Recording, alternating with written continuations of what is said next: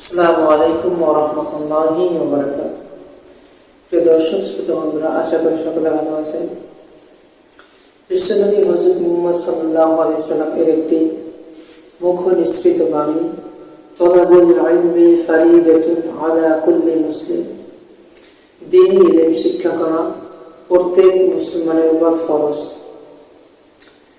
এই ছোট্ট একটি হাদিস, এটি যে কত গুরুত্বপূর্ণ যা কল্পনা করা যায়। দ্বীনি ইলম সাধারণত একজন মুসলমান হিসেবে চলতে হলে, ইসলাম মানতে হলে যে সকল জ্ঞান প্রয়োজন, এটা ফরজ। তো এই দ্বীনি ইলমটা ফরজ হওয়ার কারণ আমরা ধারাবাহিকভাবে আলোচনা করব। দ্বীনি ইলম শিক্ষা না করলে কি হবে? যদিও এটা একটি ফরজ যেটা পালন করতেই হবে, কিন্তু এদিকে না গিয়ে আমরা যে মুসলমান হিসেবে দেখি, তাহলে এটা এমন একটি জিনিস যেটা ছাড়া যে কোনো মুহূর্তে আপনার ঈমান ধ্বংস হয়ে যেতে পারে।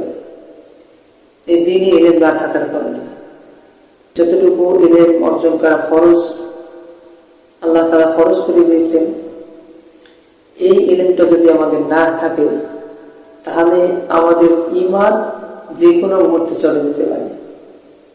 এটা এতটাই গুরুত্বপূর্ণ। সবকিছুর মূল যদি আপনার ঈমান না থাকে, তাহলে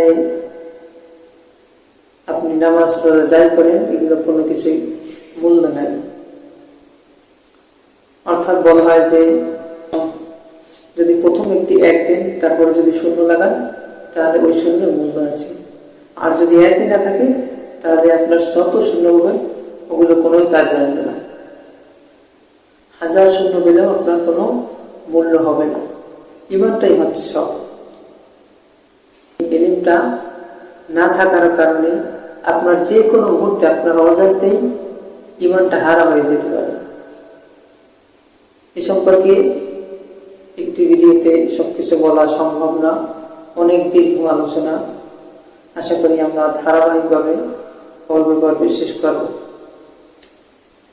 এবং এই ইলম না থাকার কারণে কতটা সমস্যা, এগুলো ধারাবাহিকভাবে আলোচনা করব ইনশাআল্লাহ।